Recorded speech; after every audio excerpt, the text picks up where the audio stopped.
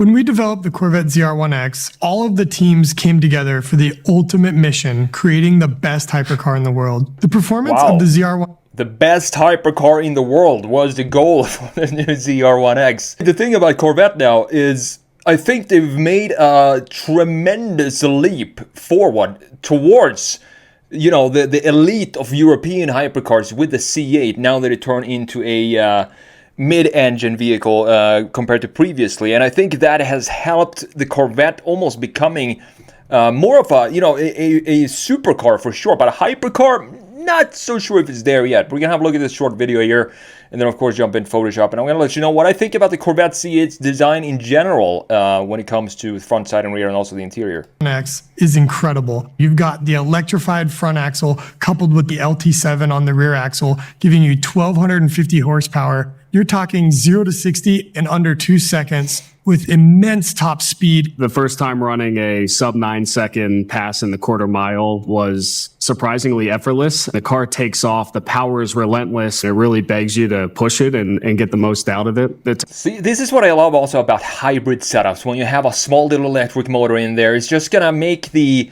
you know, you still have the noise, the vibration of the internal combustion engine, but at the same time you get the help, assistance when it comes to smoothing out the ride from the electric engine, and also some of the torque from down low, which I think it's a great setup. The E-Ray had it the first in Corvettes.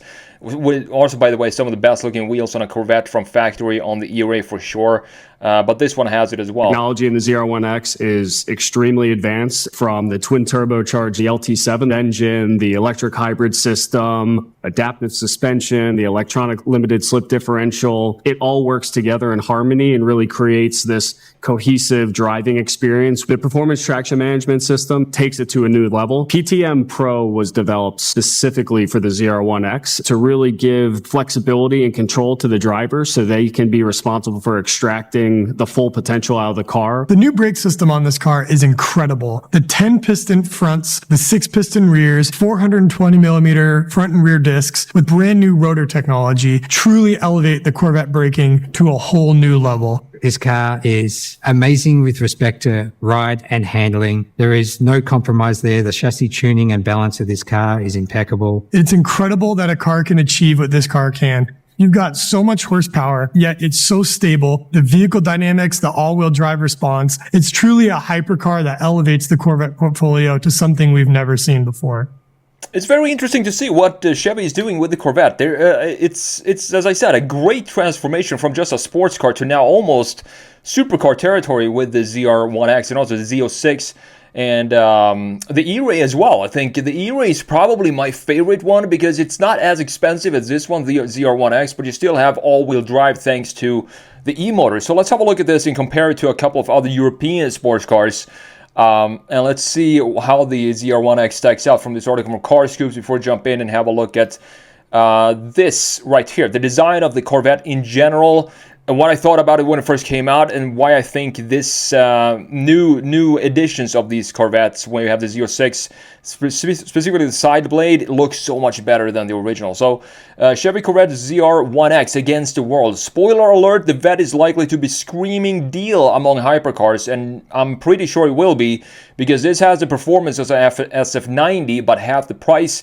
The most powerful production Corvette has 1,250 horsepower, all-wheel drive and hybrid tech, of course. It reached 0 to 60 under 2 seconds and sub 9 quarter mile. So Dom can have his 9-second car. Projected 250k price. The ZR1X takes on rivals like the 911 GT3 RS and the Mustang GTD, which is such a mystery to me. The Mustang GTD, I'm not sure what Ford is, what are they thinking, dropping a $350,000 Mustang. But the performance just speaks for itself. We're going to have a look at that later on, and how well the GTD does on track. It's crazy. This new Vet makes a whopping 1,250 horsepower and 828 pound-feet of torque, thanks to the combination of a flat plane crank V8, a pair of gigantic 76mm turbochargers, and an electric motor that drives the front wheels. 0 to 60 under 2 seconds. Price is probably going to land around $250,000. The ZR1 is purely a combustion vehicle, for example. You have the ZR1, how it compares to this. It does not have any sort of electric assist. Instead, it's just combustion rear-wheel drive only with 1064 horsepower. So I think if you want to have more of a little more control over your 1000+ horsepower supercar, you might want to have all-wheel drive. So that was first introduced in the all-wheel drive Vette, the E-Ray, in 2024.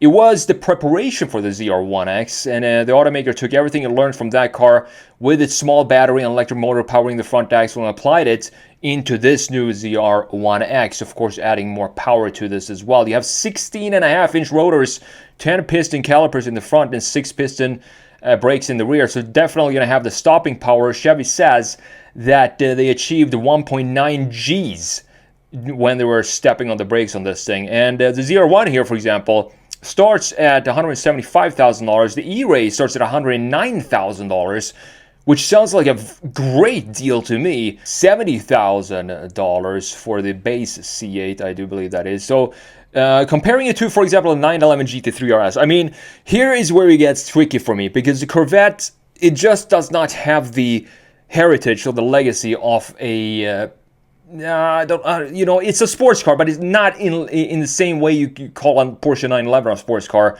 And the thing about the 911, it's never been about 1,000 horsepower or something like that.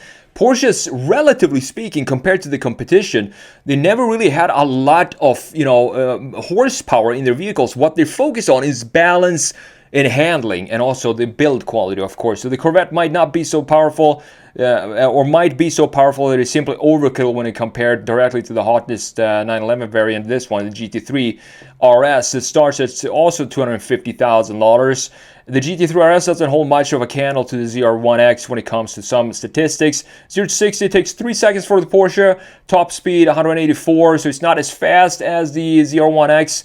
But, that's not what this Porsche is about. It's all about cornering. It's all about feel and soul in the vehicle. That is what Porsche 911s are all about. And it did the Nürburgring at 6:49.32. That's very fast, and it will be a benchmark for sure for the ZR1X to beat. Then we have the SF90 here. Of course, this starting at over $500,000.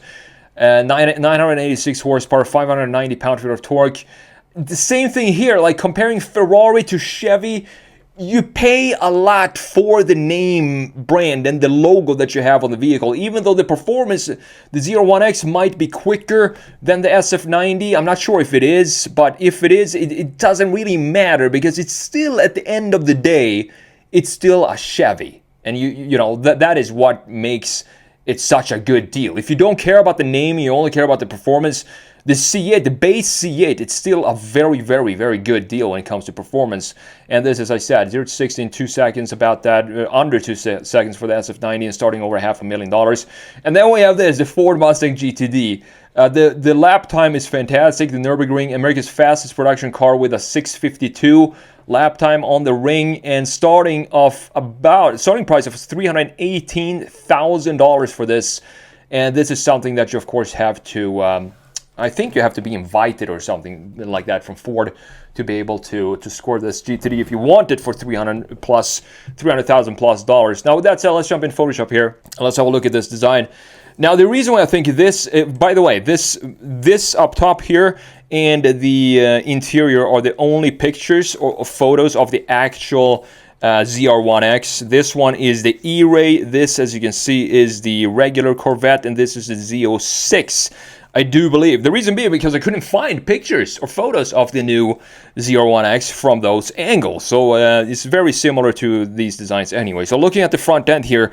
Now, when it first came out, I thought that it looked pretty cool. However, there are just too many lines going on in this design that to me feels a little overkill. And that is the reason why I don't think this can compete with the European counterparts when it comes to design, because it simply does not have that elegance and that beauty that European supercars have. For example, this angle right here that has a very interesting design to it, going in this wing right there. You can see this corner here. I'm not sure why it has this indent, very small little corner piece here.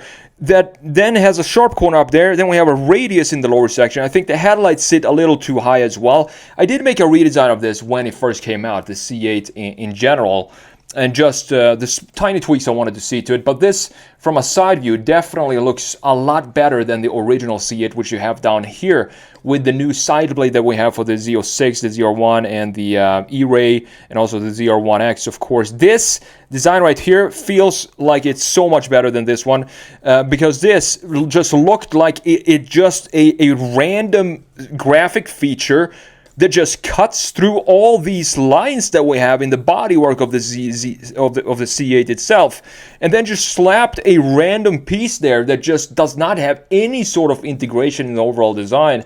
And that is a reason why I think this, because now you can see we have this line in the lower section creating some sort of connection to this area right there, which still not the best connection, I wouldn't say, but it looks still a lot better than what we have on the regular one. And also the wheel design from the original one. I looked at all the options when it first came out.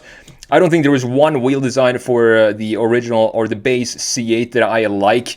But since then, I'm not sure what happened, if they hired some new designers for the wheels.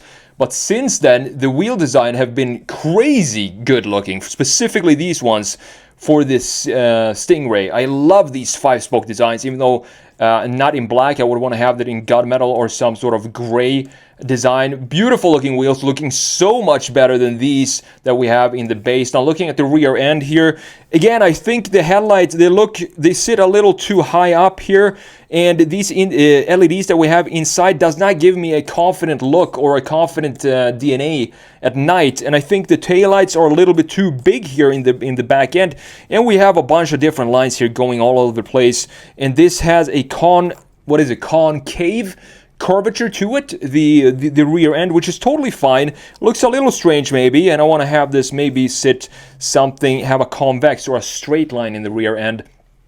But these are just, of course, details that I actually did a redesign on when the C8 came out. I don't know when that was, 3 years ago maybe. Now looking at the interior here, what a cockpit of an interior this is. Love all the gloss carbon fiber that we have in the ZR1X.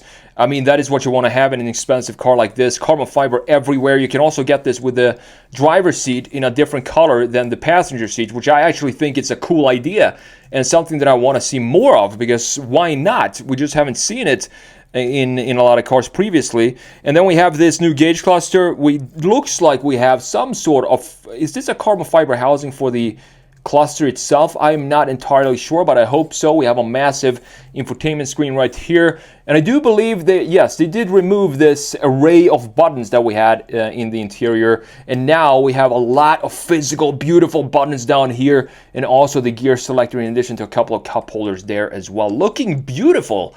So the Corvette is, again, a very, very interesting vehicle and very interesting story. And I'm looking forward to seeing, now that Corvette has almost become the supercar image of it as a high-performance vehicle, I wonder where we're going to take the next generation Corvettes. Is it always going to be a mid-engine supercar now, or are we going to go back to, big V8s in the front end, rear-wheel drive and manual transmission? That would be pretty cool to see, that we have like two different separations of Corvettes, one with more of a GT feel and one more like this with a mid-engine hypercar. I guess we're going to have to wait and see what Chevy's going to do moving forward with the Corvette nameplate.